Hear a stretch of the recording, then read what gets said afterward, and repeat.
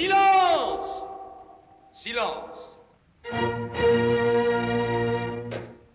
Une reine va vous parler. Une reine vous parle. Oui, c'est vrai. Une reine vous parle. Enfin, c'est presque vrai. Car pendant des mois et des mois, j'ai oublié qui j'étais pour m'habiller, agir et penser en reine. La dernière reine de France à avoir porté ce titre. J'en avais même oublié mon nom. À ce propos, permettez-moi de me présenter, Michel Morgan. J'ai eu en effet l'honneur d'incarner Marie-Antoinette dans le film que je viens de terminer. Film qui retrace les moments essentiels de cette existence extraordinaire. Une archiduchesse d'Autriche, passant de l'austère Schönbrunn au palais de Versailles, puis aux Tuileries, et finissant sur l'échafaud. Film historique, dans la mesure où il ne montre que des événements vrais, mais surtout humains, car ces événements sont constamment observés à travers les émotions d'une femme. Aucune œuvre d'imagination ne pourra être aussi passionnante que la réalité scrupuleusement reconstituée. Cette période capitale de notre histoire, les derniers jours de l'Ancien Régime, la naissance de la Révolution.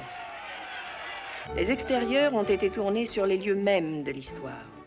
Versailles, le Petit Trianon, Varennes. Certaines prises de vue ont été d'ailleurs autorisées pour la première fois. Les scènes ont été minutieusement reconstituées d'après les textes, les mémoires, les témoignages de l'époque. Certaines répliques pourront vous paraître invraisemblables, c'est qu'elles sont vraies.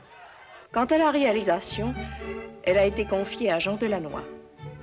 Et maintenant, voici les principaux acteurs de la tragédie.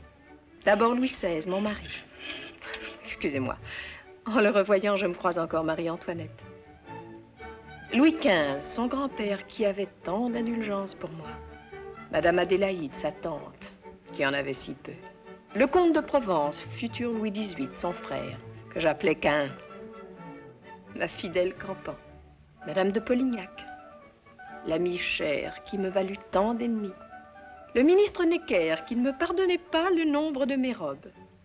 Le général de Lafayette, que les grands événements surprenaient toujours dans son sommeil. L'ambassadeur de Suède, qui n'en croyait pas ses yeux. Marat, l'ami du peuple. Mais pas le mien. Danton, dont le souffle terrible emporta le trône.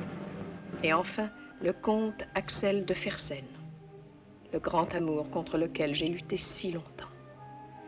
C'est lui qui, par 2 fois, au péril de sa vie, tenta de me sauver avec toute la famille royale, et qui peut-être nous perdit.